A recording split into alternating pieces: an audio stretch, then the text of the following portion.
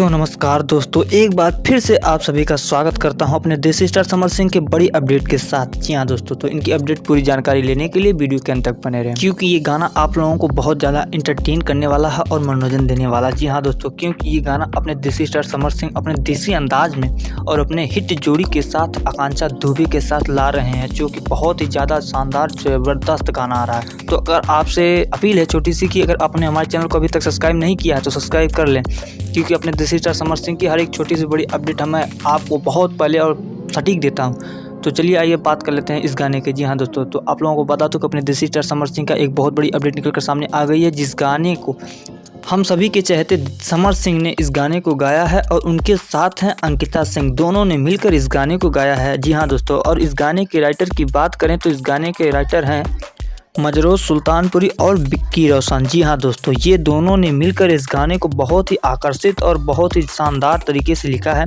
जो कि बहुत ज़्यादा एंटरटेन करने वाला दर्शकों को। और इस गाने की म्यूजिक डायरेक्टर की बात कर लें तो इस गाने को म्यूजिक दिया है रोशन सिंह। जी हाँ दोस्तों, और इस गाने की टीजर की बात कर ले तो इस गाने का टीजर आप लोगों को देखने को मिलने वाला है आज ही शाम 4 बजे सारेगामा हम भोजपुरी चैनल पर।